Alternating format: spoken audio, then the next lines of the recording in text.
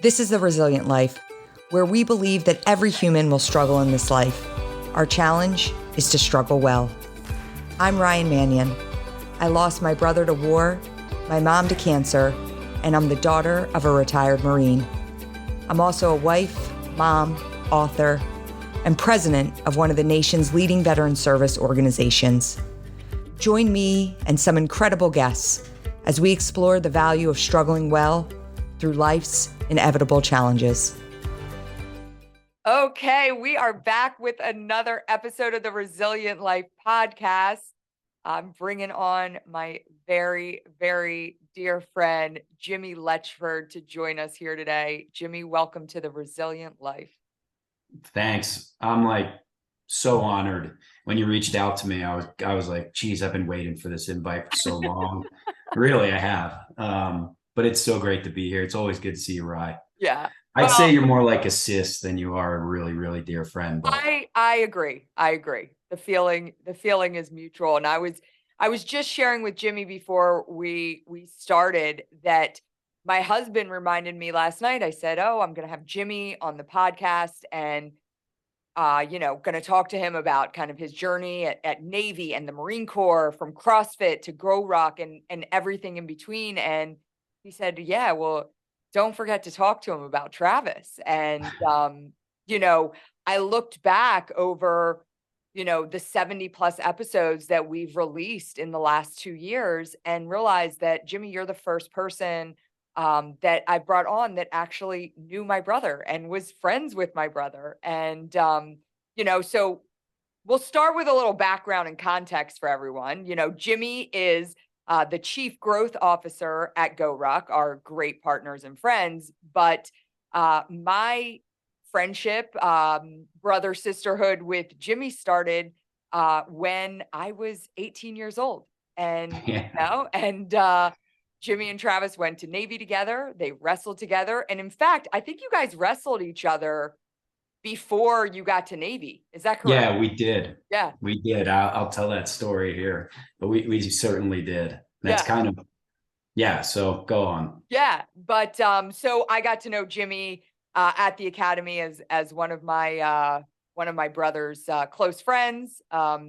There's probably a lot of stories we're not going to share today from those days at the Naval Academy. That's right. This is PG, right? PG-13. Yeah, we're normally, we get a clean rating on most of our episodes. So, but after that, Jimi was, like, I always talk about, one of the things, Jimi, I always talk about when I'm out talking about Travis is I say, when we lost Travis, obviously the creation of the Travis Manion Foundation, brought purpose to our lives, right? Being able to help others and grow a mission that bared his name. But for me, and it still continues today, there is nothing that brings me more comfort and makes me feel close to Travis than being around people that he was friends with, the people he went to Navy with, the people he served in the Marine Corps with. And I always say, every time I'm around Travis's friends, it feels like there's a piece of him in the room, and to this day, 15 years later, I still hear stories about Travis that I'd never heard before. And I often laugh because a lot of the stories I continue to hear are stories he probably never wanted us to hear. Those are the stories that as time goes by, we hear. And so you've been such an incredible friend to not just my family, but to the growth of the Travis Manion Foundation over the years. And so, again, it's awesome to have you here, kind of go through this journey with you. And, I feel like we've been down this linear path together over the past 15 years. But let's kind of bring it back to the beginning. We're both from the Philadelphia area too. We have that kinship. Die-hard Eagles fans. That's right. The last few guests I've had on have all been die-hard Eagles fans too. So I don't know if there's a trend happening here, but you grew up just over the bridge in South Jersey. And let's talk a little bit about wrestling. How did you get into the sport of wrestling? How did it take you to the Naval Academy, and what role did it play in your life? Yeah, sure. Well, thanks for that intro. Gosh, you have me like tearing up over here. Yeah, I did. I started wrestling. I mean, for anybody that's in the Northeast, you know that wrestling's life, right? So it's football season, wrestling season, baseball season, then the summers back to freestyle wrestling season. Started when I was 4, and just like any kid starting at 4 years old in the sport of wrestling, it's tough, but I had great parents that continued to urge me to not quit. And I'm so glad that they did, because the sport of wrestling is like no other. And I mean, you being a wrestling family, it. The wrestling families out there listening, they know it. But the sport's just amazing, right? But I continued to wrestle, and all the way through high school. And my desire to play football in college outran my ability to grow to the size of a football player, and so I actually just continued to wrestle. Like, it was being recruited pretty heavily by a number of universities, but I knew after going to a father-son wrestling camp with my dad when I was 8 that I wanted to go to Navy. And the reason being, there was a jet outside the wrestling room. That was the only reason. I mean, I was going to camps all over the place, but this school, for whatever reason, had a jet sitting right outside the wrestling room. So I was like, this is the place. Yeah. And as I was growing older and everything, and I got more and more interested in the Naval Academy, I was just like, wow, this is a pretty great institution. What other school can you go to that gives you a great gives you great academics and a great degree? You have a job at the end. You get to serve your company, or your country. Yeah. You get to serve your country, and then you get to wrestle. Yeah. And I was just like, this is fantastic. So I was dead set on going to Navy from the earlier days. And so when I started to get recruited for wrestling through high school, it was kind of like, okay, I'll consider all these other places, but I was really waiting for that Navy letter, and eventually got it. And some from West Point and Air Force Academy. And, it turns out I actually got into Navy, but didn't get a nomination. And Wow. So for those of you who don't know, for the academies, you need to get into it academically, but it needs to be coupled with a nomination from a congressman or woman, senator, or someone of office of that caliber. So each state, depending on the density of the state and the applicants that have applied to the academies, get a certain amount of nominations, and when they're gone, they're gone. Yeah. And so, yeah, I wanted to be a SEAL so badly.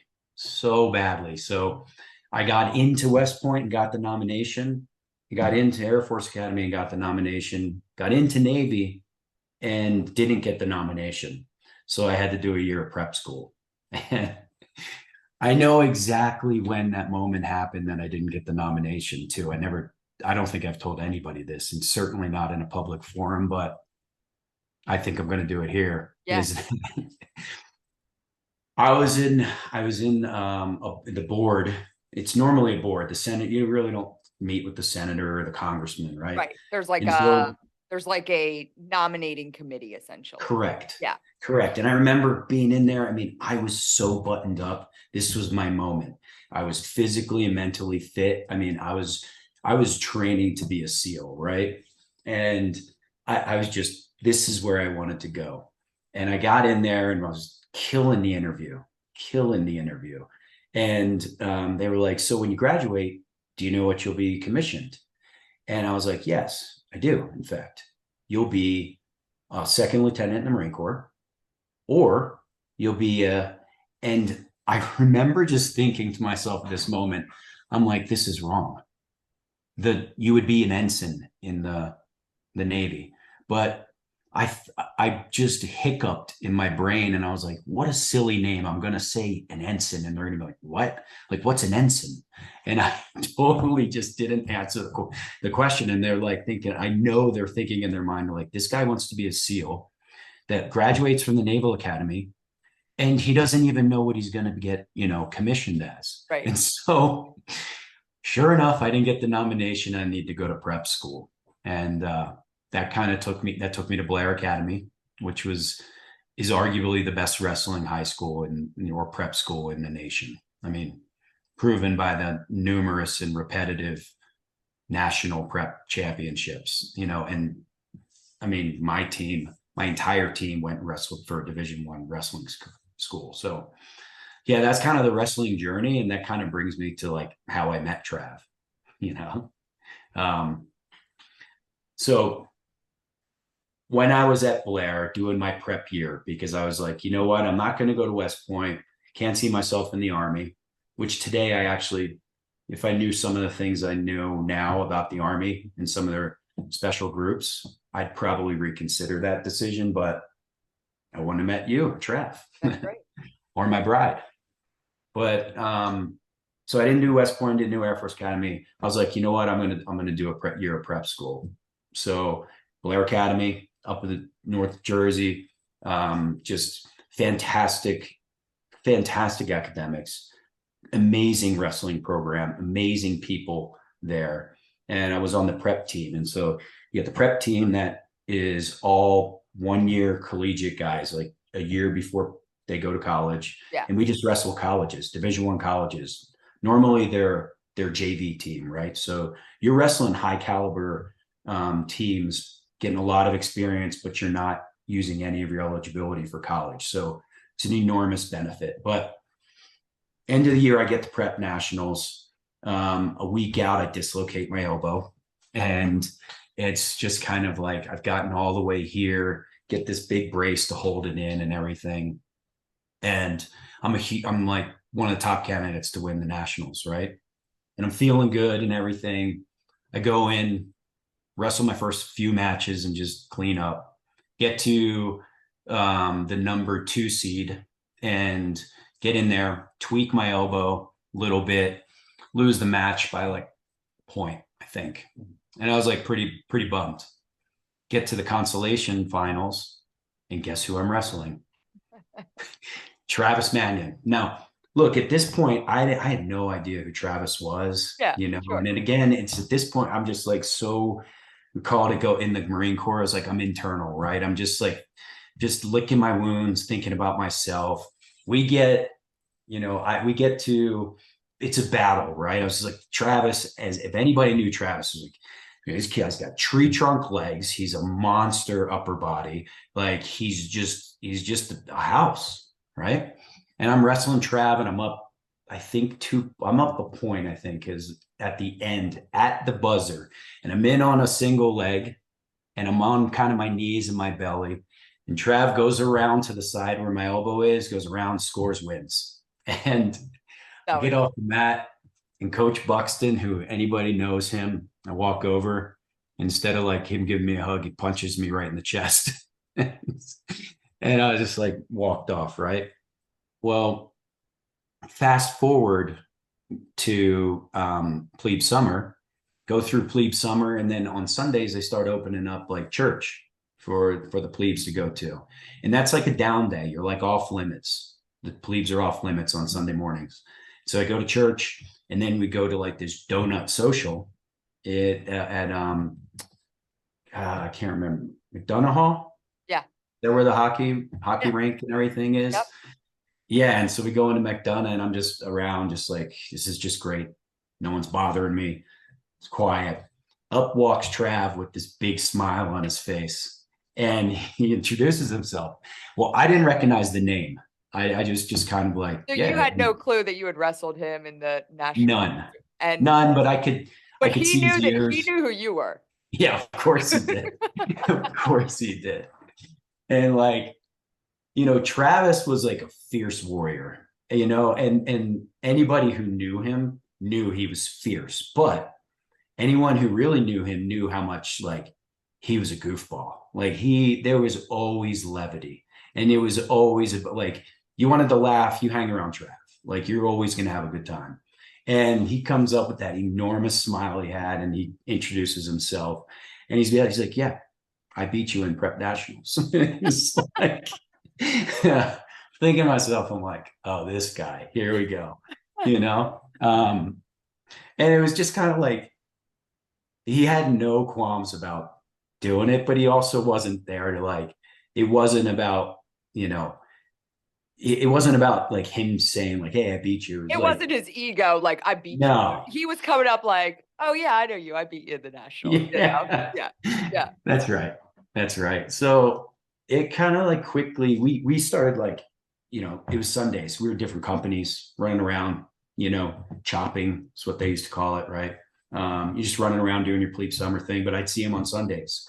And then those started to evolve throughout the rest of the year or the rest of the summer into the varsity wrestling team would start drilling. And so we got to know each other pretty quickly just because we were same weight class, same class year, got to see each other a lot. And like, you know, it just became a quick friendship. That's I'll awesome. pause there for a second. Yeah. Yeah. That's awesome. I love that. I actually remember when Travis was going, like, I remember your name coming up, like, in conversation around the dinner table, like, that a guy Travis had wrestled at the nationals was going to Navy too. So, like, I Yeah. knew your name before I knew who you were. And, you know, I mean, I always talk about, it's funny, Jimmy, because, you know, I've got little Travis now, and Mm-hmm. he's 9 years old, and, you know, at 4 years old, I contacted the Raiders, which is like the club program Travis grew up wrestling for. You can start it at age 5, and I'm like, "Hey, you know, Ryan Manion here. My son Travis, like, he's 4, but I know you have to be 5." They're like, "Oh, no, he's in. He's in." You know, and I'm like, "Okay, great," you know? So at 4 years old, I'm like, I've got him in his singlet and his headgear, and I'm taking pictures of it, and I'm like, I have a post, and I still have it up, and it's like, "Here's to the next, you know, 18 years in dirty Yep. gyms and sweaty mats," and I was, like, ready for the journey with him. I'm like, "It's on," right? Yeah. He quit after that season, you know? I mean, and to, Dave and I talk about, like, it's a little bit on us because I tried to throw him in at 4 years old, and he's a big kid, so he's wrestling, like, Mm-hmm. 7-year-olds when he was 4. I remember the one match he went out to, the dad's, like, slapping the kid in the face. He's got a little rat tail and a six-pack, Oh boy. and Travis is smiling at me like, you know, "Do, do, do," and he goes out, and the kid, like, had him on his back in, like, 1.2 seconds, and Yeah. Travis's face is, like, just smushed into the mat, and he looks at me, and there's just, like, a tear coming out the corner of his eye, and I was like, "Oh god." But, Yeah. like, he has, like, an aversion, like, and he, you know, he plays every sport: basketball, football, lacrosse, baseball, like, you name it, he'll try it, he loves it. He's at basketball camp now, he's got football camp next week, lacrosse camp last week, and I bring up the word wrestling, he's like, "No, I don't wanna wrestle." Mm-hmm. And that took me a minute to, like, get over, and granted, he's 9 years old. He very Yeah. well may come around, and I have, you know, but I, like, from the day he was born, I mean, Joel Sherritt, the former wrestling coach at Navy, who, you know, you wrestled on, Yeah. I mean, he's sending me singlets and headgear, like, Oh and yeah. Travis is, like, 3 days old, you know, and I was like, Right. it's on," you know? And Oh so, yeah. you know, it's been, like, tough, but, like, growing up in that environment, you know, for if you don't grow up with somebody wrestling, like, it's very different than other sports, like, from the perspective of the athlete themselves, but also from the family and friends that are there supporting that athlete. And I look at it honestly now, like, I'm okay that my 9-year-old's not on the wrestling mat because I think of the times, and Jimmy, you knew my mom as well, Yep. who has since passed away, but, my mom was, you know, she was a force, and I believe that. she was on those sidelines, and I was just watching back on, like, some of Travis's old wrestling videos, and they're videos that were filmed by Navy, right? So, like, Mm-hmm. Navy filmed these videos. So it's not like my mom behind the camcorder, um, but the stands are packed, and you can hear my mom. Like, you saw that video Right. of that just last year, the mom that breaks her glasses in half when her son Yes. lost it, like, that was my mom. Like, when I Yeah. watched that video, I was like, "Oh, Janet Manion definitely did that at some point over, you know, the Yeah. 20 years that Travis wrestled," right? And so but there's such an intensity in that sport. And I think because of that, like there's a real closeness because Right. you're watching like sons and brothers compete on the mat, and the families are sitting there, and like if it's not your son that's wrestling on the mat at that time, like you feel that same sense of like That's passion right. and like energy for the kid that's out there, and you're with their family. So it creates like really close bonds. And That's right. you Well, know, yeah, and your parents, they would go everywhere. yeah, Like mine, they would do as much travel as they possibly could to follow the team around, yeah, and that just further reinforces your point that like the community that's built around the sport of wrestling is pretty special, yeah. and wrestlers are, like this is going to sound very, self-indulging, but I mean, wrestlers are pretty special themselves. Yeah. I can't tell you, there's two things, right? And I tell this to my son because um, we can get into all the military stuff soon, but regularly people look at me and they see the ears, right, or whatever, or they know I was a wrestler, or well, in the on the jiu-jitsu mat or whatever it looks like. But two things people say is like, I wish I wrestled, and I wish I served my country. It was like those two things people say to me all the time. Or if they did wrestle, they wish I wrestled longer, or something like that. And it's not even because of the capabilities of a wrestler. If they've wrestled their entire life, they're there, right? But it's more of the fact that like, they recognize that they could have done what is arguably the hardest sport on planet Earth, right? It's the first sport, right? First sport, cavemen wrestling over whatever reason, but like, and it's first Olympic sport, but like there's something special about a wrestler 4 or 24 stepping on the mat, and the work that they've put in is what's going to define the outcome of what happens in the match. Yeah. Right. And that's all sports, but it's like, you're the only one out there, All it's on like, you, right?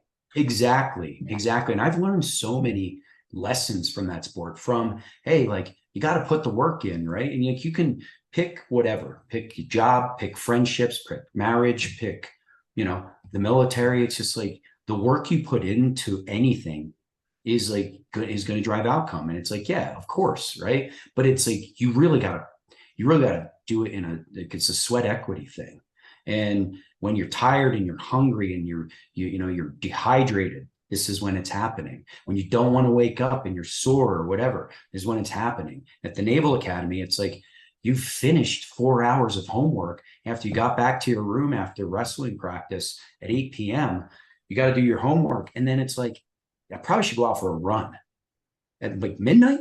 Yeah. And you got to be up in formation at 6.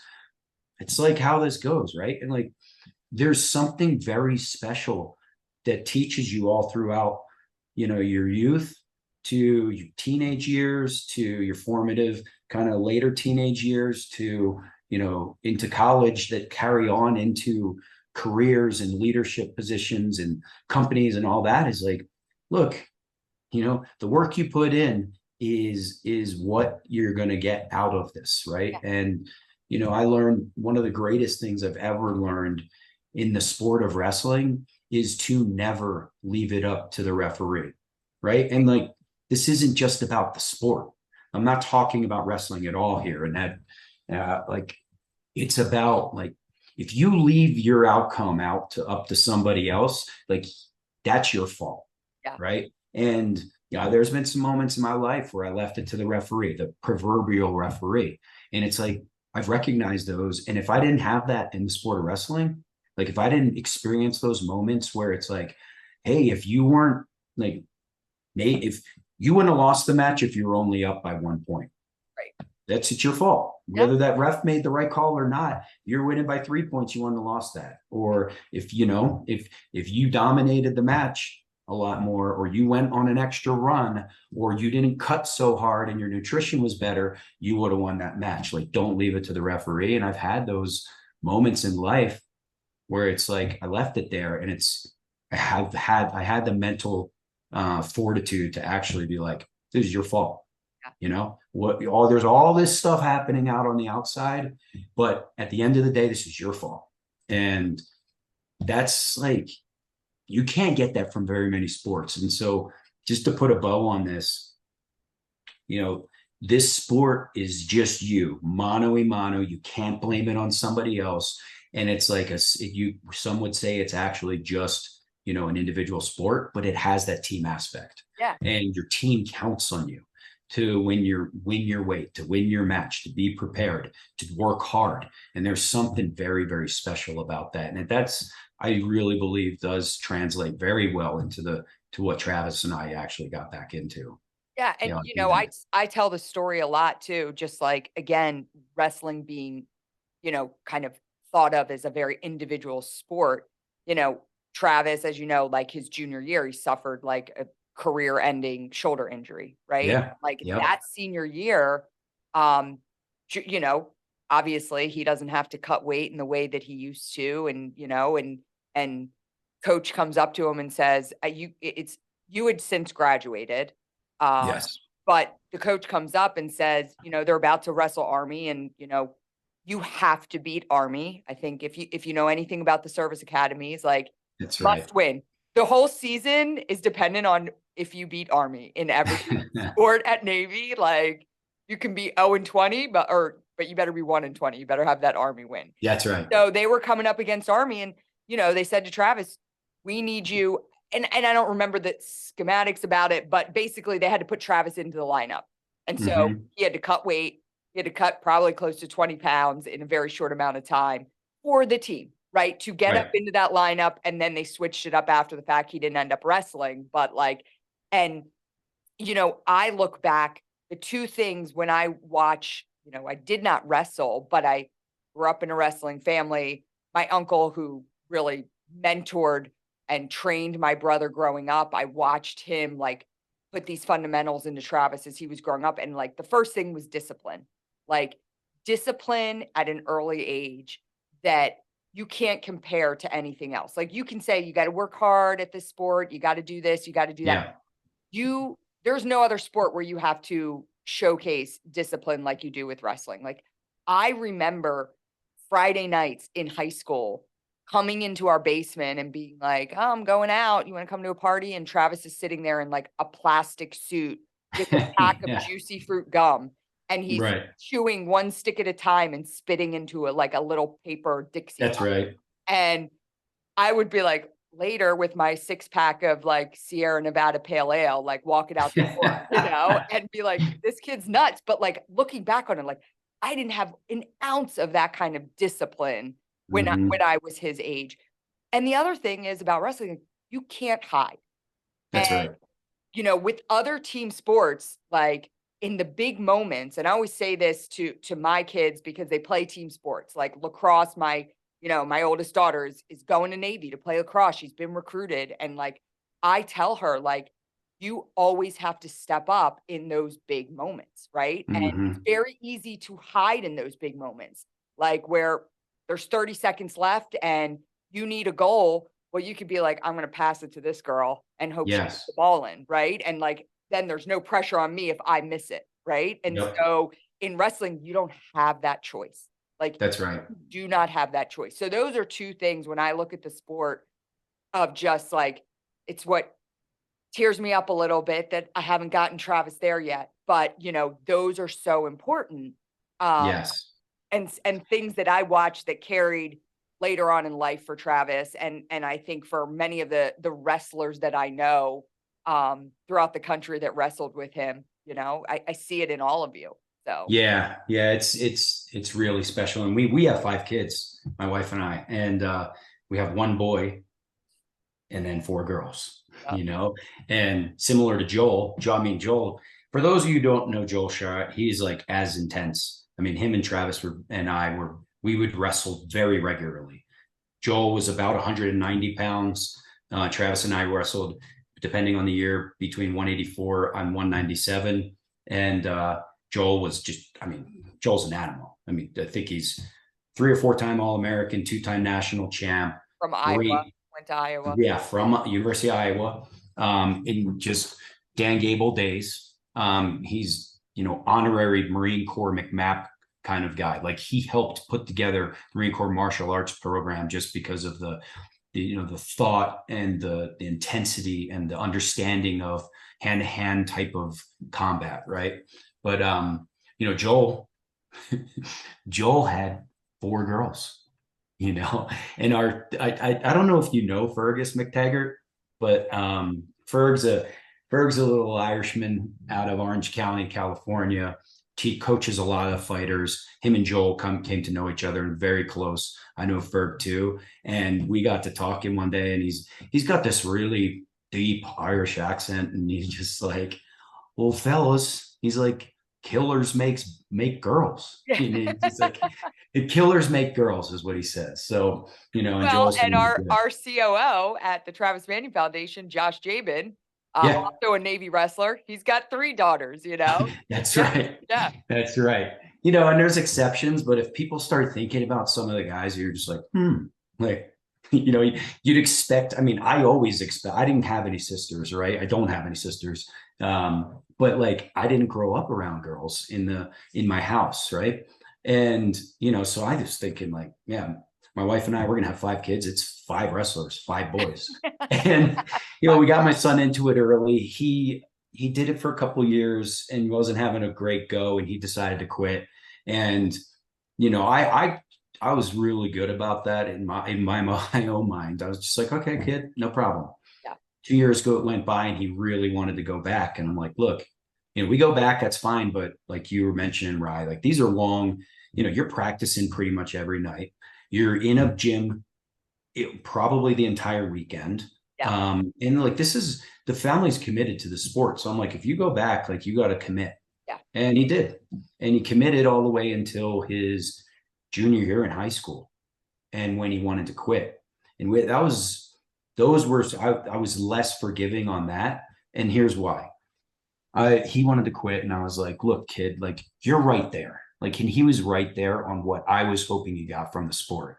And it wasn't medals, and it wasn't championships. It wasn't any of that. It was to know that like there's a moment in the sport of wrestling when a wrestler understands, it all clicks. And I'm not talking about going from a high crotch to a double leg to take them to their back, and that's clicking. That's part of it. But it's more of it clicks that, you know what, like the work that I'm putting in won me that match in the last 3 seconds. Yeah. Or like they earned it.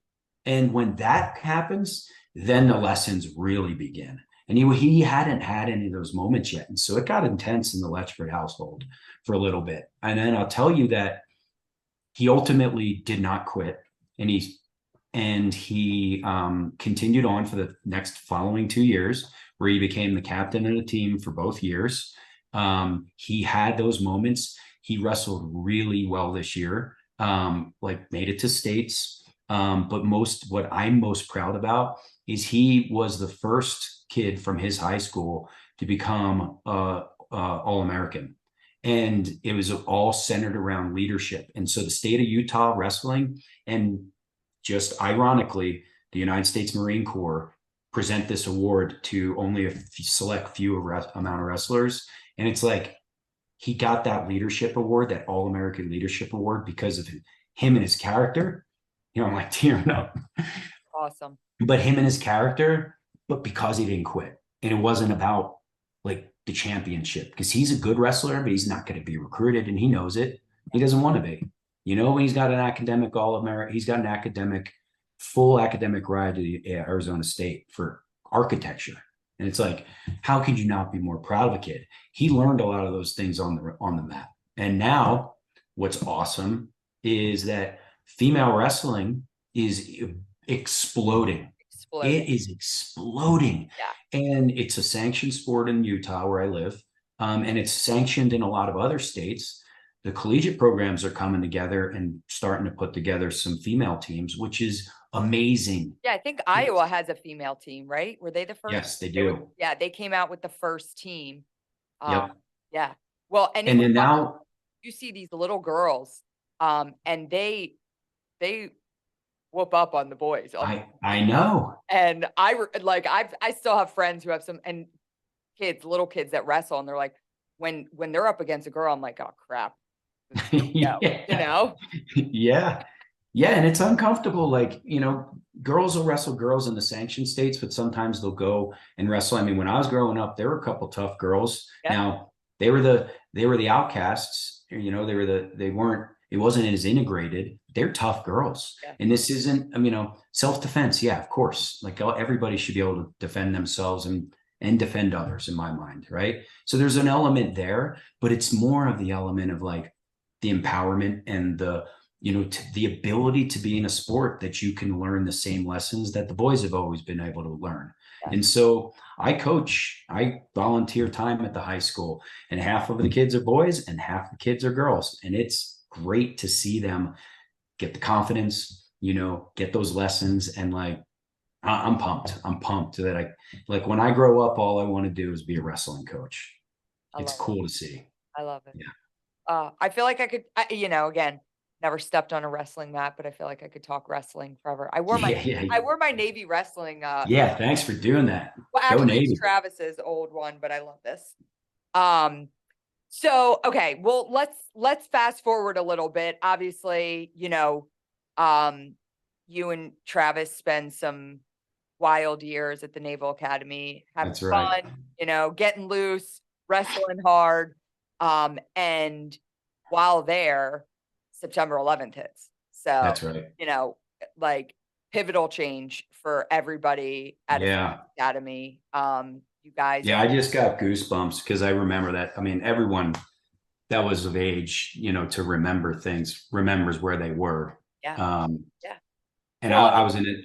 Yeah, go I ahead. mean, I think about when Travis went to the academy, you know, my dad's a retired colonel in the Marine Corps, and like my perception of the military was not scary, was not, you know, my dad served in probably the most peaceful time frame in American history, you know, Mhm. 30 years.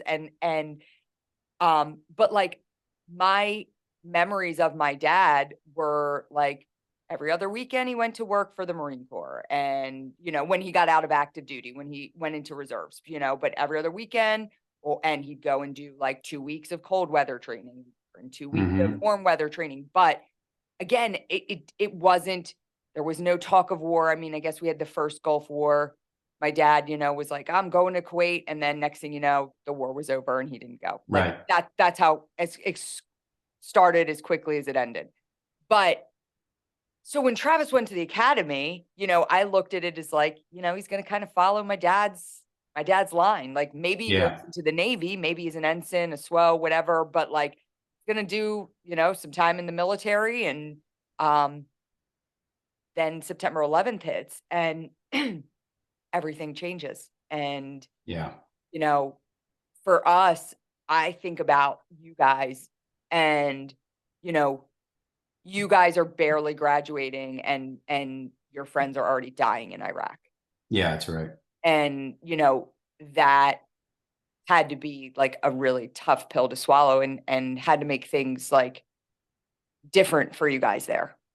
Yeah, it's certainly, I mean, you nailed it. And like back to the like, hey, why wouldn't I want to go to Navy? It's like, you know, I get to serve my country. And at that time it was, you know, I get to travel the world, you Right. know, and do cool stuff with cool Yeah. people, with cool gear, you know, in cool places. Yeah. And then September 11th happened, and I was in economics class, and you know, I remember the teacher, he was just like one of the toughest teachers I've ever had, actually. And one of the midshipmen came back from the bathroom and he goes, plane just flew into one of the World Trade Centers. And everyone's like, what? Now you got to think about, you know, this, and a lot of people will, but like the caliber of student there, you know, like they're immediately going to understand what the gravity is in that, different than probably another, you know, 19, 20-year-old college kid in an economics class, right? So everyone's like, what? And the instructors just kind of looked at me. He's like, okay, well, we got to keep going. We got to move this class. And everyone's like, really? Like, do you realize what's happening right now? And so we got out of that class, and then school started to like slow down, you know, because I mean, your academic days at the academy, it's not like a regular college where you're like, you got a class in the morning and then you go off, you know, and do whatever for the Take a day. nap. It's like one after the other for the full day. And so, but things started to stop and people started to congregate around like news stations. And then the second one happened. And it was just kind of like immediately the F-18s circling around the academy, you know, rumors going around. The Marines at the gates were hardening the gates. I mean, it was like really weird. Everyone say, let's go back to your like. They sent you back to the dorms, right? Yeah, they sent us back to the dorms. And then that evening, and this is where I always get goosebumps off of this, and I'm getting them now. But like we all went over to the big where the Navy wrestling gym is. I mean the match. Alumni Hall. Alumni Hall. Jeez, I can't believe I forgot that. But we go there, and General John Allen, he was Colonel John Allen at the time, Lieutenant Colonel John Allen, I believe, but he was the commandant or maybe deputy commandant at the time. Kind of doesn't matter because there weren't a lot of Marines on the yard, and the ones that were on there were sharp, like razor sharp. And I remember General Allen getting up there, and I'll never forget this. He said, and he started off, and it was very somber, obviously. I mean, September 11th was somber for anyone. And midshipmen are just like on the edge of their seat. And he was just like, make no doubt about it. Every single one of you will be going to war. And it was like, whoa, like this isn't traveling the world anymore. This is like, this is real. This is real. And I'm sure, I don't have the facts on this, but I am sure those words caused a lot of people to leave the academy. Yeah. Like to just basically be like, I didn't sign up for this. Yeah. You know, and for some of them, it was like like for myself, I was like, you know, I kind of didn't even know I was signed, but this is what I'm here for. Yeah. Like, and it was just, I mean, it took a little bit for those who remember. We didn't go to war the next day. You know, certain things happened, but it took a good year or so for us to get engaged. Well, you know, we were engaged a little bit in Afghanistan first, and then, you know, we went up into Iraq. But by the time the war was kicking off, I'm graduating and headed off to infantry officers course, you know, and then it was like, it's on, you know, and I met my wife right in between that. In fact, Rye, you were there that evening, weren't you? You weren't with Travis and I when I met my wife, but I think you were in Atlantic City. I know your parents were for sure. I was. Okay. Yeah. And met my wife, in fact, yesterday, 20 years ago, June 28th of 2003. And I remember too, because I remember you had met Madeline, and then the next thing you know, you were like engaged and then married. Like it was quick. Yeah, for sure. I mean, besides the fact that like I knew that she was the one. Sure, you know, of course. You know, like it was a different time. Yeah, that's what I was gonna say. I think it's like it was the time, right? It was like, what are we waiting for, right? Yeah, it was like this is like we're leaving. I'm leaving, you know, and it wasn't. I'd do it all over again if I had 15 years. You know, I'd probably do the same exact thing. But I say all that because you mentioned it earlier. It's like, you know, by the time I'm going to IOC, we had, I think we had lost Ronnie Winchester at that point, you know, and then it was just like things, it was a blur. It was a blur because you left the infantry officers course. Madeline's pregnant. You know, I was supposed to go to 3-5, in fact. And the IOC instructors put me with 1-1 instead, so I could see Jimmy born, my son. But like then JP Blecksmith died in Al Fajr, you know, with 3-5, you know, and then it's like I'm in Baghdad at the time that's happening. And it's just like things, you know, it was a time, right? So there was no waiting around for getting married and having kids and all that stuff, because you'd go and you train up for 6 months, and a lot of your training cycles, you weren't even home. And then you'd go and deploy, you'd come home 6 months, work back up, go back and deploy. Yeah. And it was crazy. I mean, I look at like all of your time at the academy is almost like the glory days, right? And then it was just like right after that, it was like, oh shit, just got real. Like as soon Yeah, as you guys, I feel like from the day Travis graduated, I blinked and he was in Iraq. Like that's right. it was that quick. And like those years at the academy were so like, I mean, they were, obviously you guys were the ones like going to school, but like, Yeah. you know, I was an hour and a half away in Philadelphia. I was coming down a lot. My parents Yeah, I were remember that. there. We Yeah. had a lot of fun. It was like these like really fun times. And then all of a sudden it was just like, okay, now you guys got to go. And so, um, I think about that was 2004 when Travis graduated. Then, he's in Iraq in '05. You guys are like Mhm. running like kind of parallel to each other with different deployments. Uh, Yeah. where where were you when Travis was killed? I know exactly where I was. I was transitioning to CrossFit. Well, I started to do some trainings with CrossFit. I was in Canada, and um, there was So like, you're out of the Marine Corps at this point. no, I was transitioning out at the Okay. time. Okay. So, how I found CrossFit, I found it personally. One of my Marines is like, hey, sir, you got to check this out. Cause I was always training my guys like pretty austere, you know, hand fighting, tire flips, and all the crazy stuff. Right. He's like, you got to check this CrossFit stuff out. So I did. And I started training CrossFit, and then I started to train my units CrossFit, and I got some headquarters Marine Corps attention at the time. They're like, hey, what are you doing out there? Do you want to go to a seminar? And I'm like, yeah, let's do it. So they Yeah. sent me to a seminar, and they're like, just write a report. At the time, we were starting the McMap program, was really starting to come alive. And when I was up there in Canada, there was really I didn't like have an international plan or anything like that. So Madeline found out. I think Janet might have called her. I can't remember how she found out, but she had to email customer service at CrossFit to say, hey, I need you to get Jimmy to call me Wow. at home. And I called her, and I remember where I was standing and everything. And I was around a bunch of other guys who were either serving or had served and lost buddies. And she told me, she's like, Travis was killed last night. And I was like, because it was our night or whatever. And I was like, I couldn't believe, I was like, I don't even remember having a thought.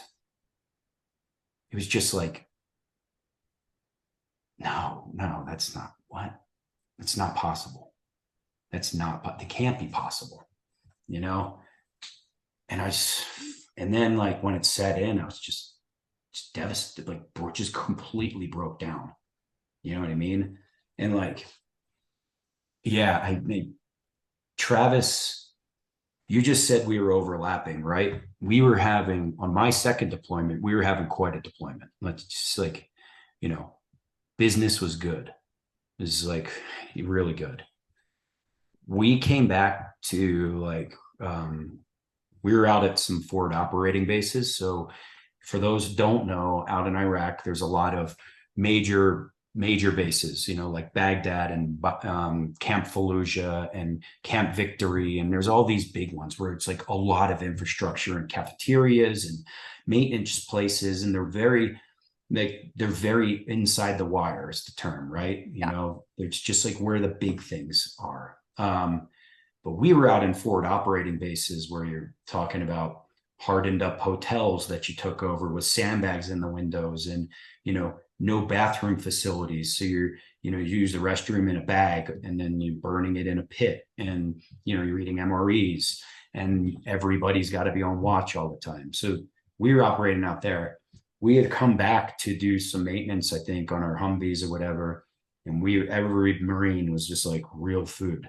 And so we're dirty and nasty and sweaty and just like camouflage utility uniforms are like just like feel like cardboard because when you sweat it's like the salt comes out, Yeah. and then it's dehydrated and like So you walk into this chow hall and I'm sitting there and I'm just like by myself at this table and I just remember as clear as day. And Trav sat down similar. I mean, it couldn't be a degree off from the first time I met him when he sat down. Now, Trav was clean and he was just smiling. He's like, That buddy, was how his you first doing? appointment, right? That was his first deployment, Yeah. my second. Yeah. And we get to talking or whatever, and you know, just catching up. And I had time. We were waiting for maintenance and all this stuff, and we were just enjoying the air conditioning. And Trav, we were catching up, and it got to the point where he's like, "Look, I'm like bored out of my mind of this deployment." He was like, "I really want to get outside the wire." And I'll tell you, like, you know, the deployment we were having are just kind of like, okay, no, you don't, Yeah. you know. But he did, and you know, we were catching up. Madeline, in fact, had our first daughter on this deployment, right? I remember coming back. I think we did like, it was like a 6 or 7 day operation. We came back, and at the time we were at Abu Ghraib. Abu Ghraib's a prison. At the time, there were some soldiers that were taking photos of some of the high value targets, and the terrorists at the time, you know, I can't remember which group it was, but they took serious offense to it. It was really disrespectful. So Abu Ghraib was getting wrecked. And so my unit went in to go support that and clean up the mess. But we got back from a mission. It was super late. It was like Hollywood style, where I got on a sat phone because I knew she was due sometime soon. And they were like, helicopters taking off. And I mean, it couldn't have been more Hollywood. I remember looking, you know, like looking and seeing chem lights everywhere. It was pitch dark, you know, seeing like the green lights from the Chinooks and everything. I mean, it was pretty crazy. But I called, and she was staying back in Jersey for help because we had our son, and he was only, you know, a year and some change old. And I call home, and and it's like, I don't even know what time it is at this point. And my dad answers the phone, and I think it's like 2 a.m. And he's like, "Hey, congratulations." And I'm like, "For what?" He goes, "You didn't get the Red Cross message?" And I'm like, "No." He's like, "Madeline had the baby like, you know, whatever, day and a half ago or something." I'm like, "What, really?" And I hang up the phone, and I call the hospital and everything. And they're like, "Sir, it's past visiting hours." And I'm like, "Yeah, I'm not visiting. I'm calling." She's like, "We can't." I'm like, "Look, this is her husband. I promise she wants to talk to me." She's like, "Sir, it's past visiting hours." I'm like, "Ma'am, do you hear this delay right now in the phone?" I was like, "I'm on a satellite phone calling from Iraq. I'm sure she wants to talk to me. Can you please put me on the phone?" Yeah. And she ended up doing it, right? And like, everything was fine with the baby or whatever. But I was telling Travis this story, and when I got home, like, I told him, I was like, when I get home, she's gonna be like 4 months old, you know. And it was like, you know, I almost, like, I told him about a couple close calls I had, and I was like, I almost didn't get to meet her. Like, you know, you got to imagine, like, this is my bro here I'm Yeah. talking to. Like, I'm an officer, he's an officer. We're best buds. Like, you know, even if we haven't seen each other for months, it's just like picked right back up. And so I'm telling him all this stuff, and I was like, she's gonna be 4 months when I get home. And he's like, "Well, what's the plan?" I'm like, "Well, I think I'm gonna go home and sign for our on-base housing, and then they're gonna come the next day or whatever." And he's like, "So they're not gonna be there?" And I'm like, "No, I don't think so. Like, we don't want to make a big deal. We just, you know, put the kid through it all, and you know, and all this stuff." And he's like, "I'll be there." And I was like, "What do you mean?" He's like, "I'll be waiting for you on the deck." And I was like, "Okay, cool, whatever. Yeah, sounds good, buddy." You know, like, whatever. Like, I'm still months out from this. He was about to finish this first deployment. Like, he was a few weeks away, and I've still got months. Yeah. Yeah. And sure enough, I arrived to the deck, you know, the parade deck, right? Come back on these buses, and, you know, it's a big thing and all this stuff. And I get back to the parade deck, and there's Trav standing there with his Jeep. And he's like, "Here you go." He's like, "Do what you need to do." And so I did. And so then I go sign for the house and all this stuff, and come back the next morning. Travis, Mike Bigrig, and Luke Lazo all helped move all of my stuff out of storage where it was into the house that we just signed for, set it all up because Madeline and the kids were coming back the next day. So like we set the entire house up in a day, Wow. right? Had a couple cold beers or whatever. Luke and Biggie took off, and then Trav was about to leave, and everything. And we just like hugged it out. I was like, dude, you have no idea how much like this means to me. You know what I mean? Like that you were there, and all your help. You know, they must have had to take leave to do this stuff because he was like mine for 2 days. And that was the last time I saw Travis. Wow. Was at the end of that conversation. Wow. Yeah. And that's who he was. Like, yeah, that's totally who he was. He was the guy that always showed up. Like, I mean, Yeah. that's who he was. And That's right. I remember that first deployment, he would talk about how bored he was. And when he would call, he would be like, I'm so bored. And I, on the other hand, would think, thank God, I'm so happy you are so bored. You know, like he Yeah. loved it, you know. And so, you know, he ended up attaching to that MIT team. And, you know, I knew it was going to be very different, but I Yeah. take solace in knowing that he was doing what he wanted to do. Like That's right. he was right where he wanted to be. So That's for sure. That's for sure. I was just saying this at the Valor Open the other day. In fact, with Colonel, with your dad, you know, we were just reflecting on this whole thing, you know, because Travis, again, he's fierce.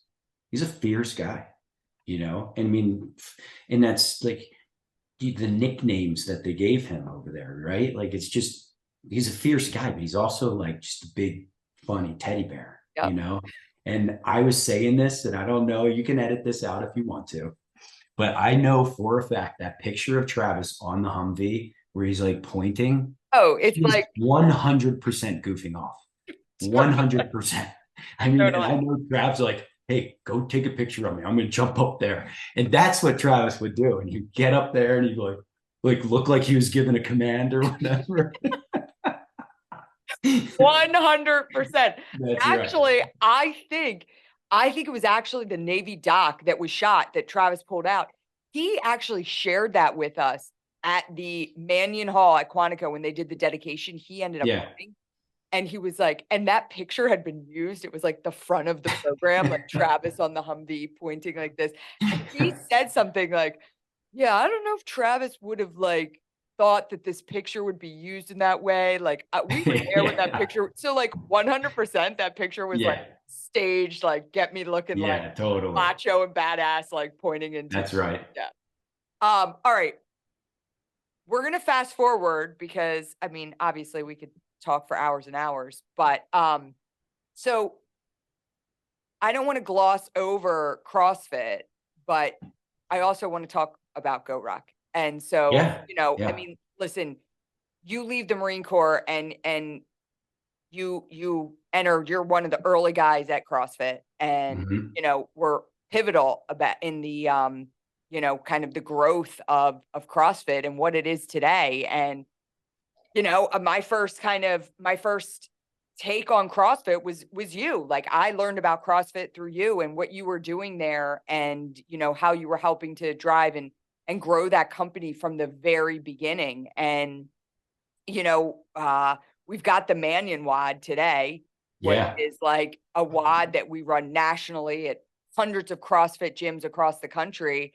And I always tell the story because people are like, how'd you come up with this workout? I'm like, I didn't, you know, like Jimi Letchford did. And I remember you telling me like, listen, this is the workout. The workout is, you know, back squats and running. And you would always say, because Travis's legs were like tree trunks, and like, we're going to kill the legs in this workout. And so that was a very early hero WOD within CrossFit. That's right. Yeah. And so you helped bring that along. I share the story in my book of doing my first Manion WOD at the Naval Academy CrossFit gym with you and your wife and Carlo Picori, another Marine and Naval Academy grad. And Carlo halfway through is puking in a trash can. I'm like, I mean, it was like bad. I'm like, gung ho. Yeah. Like, let's go. I remember you know, Jimmy's wife is like super buff, super fit. I'm trying to like keep up with her, and I'm using the 45-pound bar, and, you know, probably have done like 20 squats in the last year. I'm gonna go all out and do like a couple hundred, you know, in 30 minutes. And I felt like $1,000,000 after that workout because like Yeah. the adrenaline's going.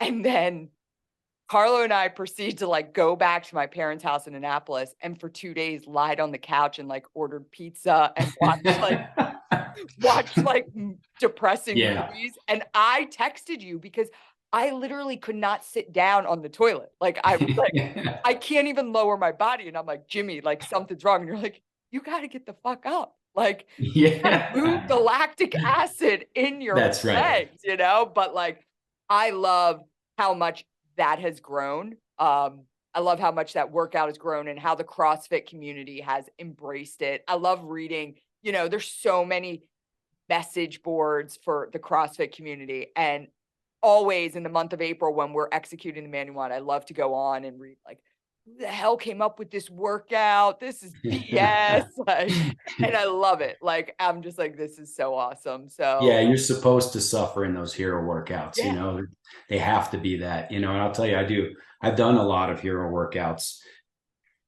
You know, the Manion workout, that's gotta be top 3 worst, yeah, you know, and the idea is like that you're paying homage, right? Like you're gonna, you know, these guys and gals that have given all for others, you know, it's like you can give it all during the workout. So that one needed to hurt. But I'll tell you, like, I love you, Trav, but I do not look forward to that workout every year. I do not look forward to it. I'm kind of like, you know, everyone's like, you come to the, you know, the anniversary, this and that and the other thing, and all I can think about is like, I got to do Manion soon. Like, oh crap, it's April Manion Watts coming up.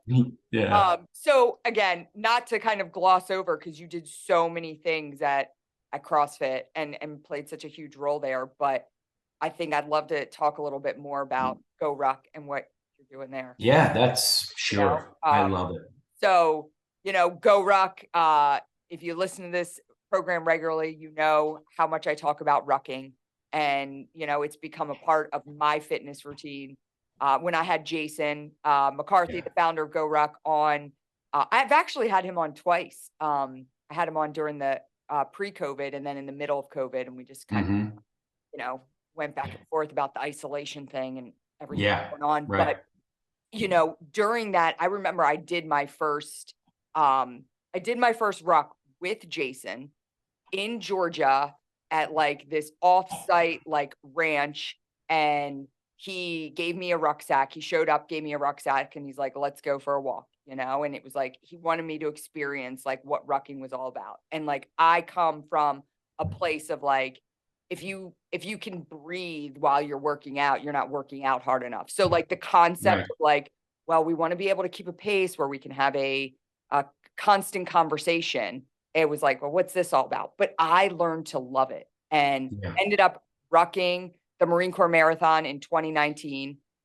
Jason got me over the finish line because I was at mile 24 and I was like, I'm done. And he like Yeah. trots up alongside me. He's like, we're almost done, you know, like, and I'm like giving him dirty looks. And he's like, all right, we're going to shuffle to that sign. And then, you know, and he got me through those last 2 miles big time. Hmm. But like, I have felt like the strength and my strength, my body strength has gotten so much different with like I feel like I used to just run and tear my body down. And now I'm actually like making my body stronger. You know, Yeah. there's such a big That's difference right. in that. And so like you joined not too long ago as the chief growth officer. And you Yes. know, why don't you tell us a little bit about GORUCK and like what's new, what's coming up, and like the power of the GORUCK community? Because Yeah, sure. I see similarities of what you're doing now with GORUCK, you know, in what you did with CrossFit. So That's right. yeah. Yeah. Well, what's interesting though, um, is I met Jason because of you. And so Oh, like I've known about GoRuck for a long yeah. time. When I was at CrossFit, like I was at the CrossFit Games. We had the GoRuck rucks in some of the events. I mean, GoRuck is this awesome, authentic, just grassroots, gritty brand, right? And everybody knew it they knew it then, and they know it now, right? But I was at the CrossFit Games, and I bumped into Jason. He was walking around with somebody because GoRuck was a big sponsor that year, and I bumped into Jason. I think I had a TMF shirt on. Okay. And he looked at me and he said, he's like, you know TMF? And I'm like, yeah, I know TMF. And he's like, really? And I'm like, he starts asking me something. He's like, I just think I did some, he might have just told me that he did the marathon with you or something like that, but he brought your name up. And I'm like, oh, I know Ryan. I was like, send her a picture of us. And I don't know if you I remember him remember that. sending, Yes, yeah. I do. Yes. So I think he was kind of vetting me at the time. And he also didn't know what I did at CrossFit too. And so he, we sent to that picture and then we always kept in touch after that. Right. And we started talking when I was at CrossFit. He's like, just call me up and he'd ask me some questions. And I'm like, yeah, man, anytime. Like, I'll help you.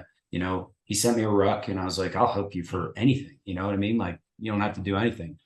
And we just always chatted. Right. Fast forward a few years, I'd left CrossFit.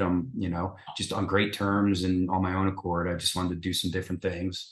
And Jason's like, I want to get you more involved with GORUCK. I'm like, cool, let's do it. Yeah. And that evolved into being invited to the board of advisors. And so I went out. This was probably 2.5 years ago from here. I went out to a board of advisors meeting, sat with a bunch of people and just like took off the gloves and talked about the brand a little bit. And Jason's like, after that, he's like, I want to get you more involved. So I went on contract with them for a little bit, to a larger contract, to a bigger contract, to the point where they're like, hey, can you come on to be the growth officer? And I said, yeah, I love this brand. And I do. There's something extremely special about GORUCK. The people that work there, there's about 48 employees at this point. People there are just amazing. They're just upbeat, live the brand, on a mission to make better people is really it. Like it used to be make better Americans, build better Americans, right? And now that we're a global company, it's build better people, right? We're going to build better people through communities, bring people together. Do that, put on a backpack, let's go out for a walk and talk. Like that's the essence of just coming together, right? Yeah. And that's what the company lives for. We make gear that's like good enough for special forces. Jason, for those of you who listen to the Jason podcast, he's a special forces guy, Army special forces, and it's a unique group of individuals because the SF community, their motto is by, with, and through.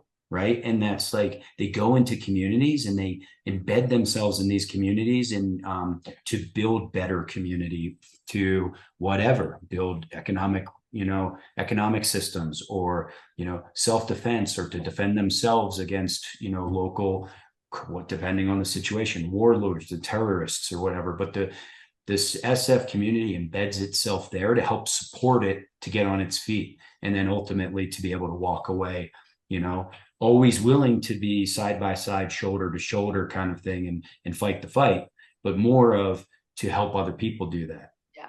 So what we do is we build communities and we build gear for those communities that's good enough for the SF guy, right? And if it's good enough for the SF guy, well, it's sure as hell good enough for you. And so we put a lifetime guarantee on all our products. And it's because if you can figure out a way to rip it or tear it or break it, like, you probably won't, but if you do, we will fix it or we'll send you a new one. Right. And like that kind of ethos in a company, like it just reverberates out to the employees and they're just like so stoked to come to work. Right. And so GORUCK's been thriving over the last 2 years, and some of it I think is a slingshot off of COVID, a little bit, could be. I mean, how could it not? I mean, the whole fitness industry is just blown up. I had people literally when I'm working out in my garage gym with the door open, coming up and offering me like 5X for all the equipment in my gym. Yeah. But like we have gear, we make great gear, and we make great gear for really people who want to go outside and do shit. Yeah. It's like you don't necessarily want to be in the gym. Put on a ruck and go out. Go carry that sandbag up the top of the hill and back down. And that kind of ethos and that kind of community has really just skyrocketed the brand. We're becoming a whole lot more like of a household name because we've really owned the rucking space, right? Like rucking, rucking is like a term that the military uses. Like you put in your backpack everything you need to live and fight. It's like water, food, ammo, sleeping systems, communications gear, batteries, you name it. And it ends up being a lot of weight. But like, and I'll tell you, the interesting thing is like, I feel naked when I go out without my rucksack on, even if I'm just going for a run, because even if I'm like, you know what, like my back's a little tight today. I don't want the weight. I actually want to like pick up the pace. I still wear my rucksack because I throw all my crap in there. I've got my water bottle. I've got everything in there. And it ends up still being like, all right, I've got 8 pounds of weight without even trying, but yes, so I love it for that. And I will say, like, the quality of the product is like top notch. The shoes, they're everything from the shoes to the boots that I wore on the last expedition I did in Puerto Rico, to the ballistic trainers I wear every single morning when I'm lifting, to the new Rough Runners, which I haven't gone on a run in them yet, but I'm going to do it this week, 4th of July week. I'm going to go on a nice run with them. But like the bags themselves, I mean, everything it's high quality, and you can tell it's like high quality, and you guys care about the product. And, for us at TMF, GORUCK has been a tremendous partner for us. And I think because like you guys are a for-profit company, we're a nonprofit, but we essentially have the same mission, right? That's right. Like so it's just the synergy. It's not faked. It's totally authentic. We don't have to try and fit a square peg in a round hole. It just works. Yeah. And that's, I think, the beauty of what we are able to do together. For sure. How our communities just kind of mold right into each other. Yeah, that's right. And like so just talk on the product for 12 seconds. It's basically like we have a true R&D department, right? Like nothing goes to production unless it has been tested by us. Where a lot of companies, it's like their R&D department is like a ball full of pictures and mood boards. That's it. And I'll just stop there. But like our stuff, we put it through the ringer, and it does not go past Jason. Jason tests it all. Yeah. And if it's a female product, then he'll have somebody that he trusts, but he's the final say on all that stuff. So there's something really special about that. But like to the point of our partnership, I mean, besides the fact that, I love Travis. I love the Manion family. I love the mission. I love Janet. Janet called Mike Bigrig and I up, by the way. I'll just go here real quick. Janet called, she was Mrs. Manion to us, by the way. We never called her Janet. Yeah. But Mrs. Manion called Mike Bigrig and up. Another Navy wrestler, Mike Bigrig. Another great friend of Travis. But we were on the West Coast. So they had the 9/11 Heroes Run, the first one on the East Coast. And Janet called Mike Bigrig and I up. Jeez, can't get that one straight. And she said, you guys are doing the second 9/11 Heroes Run. And we're like, anybody who knew Janet, you did not doing as in running. You're like putting it off. Yes, yeah, exactly. And Mike and I were like, okay, So we were the second 9/11 Heroes Run in Orange County, California. I remember. We had like 500 people. Yeah, it was really cool. And you think about that, like that was like 14 years ago. Last year we had like over 90 locations across the world. 60,000 people come out. 60,000 people came out.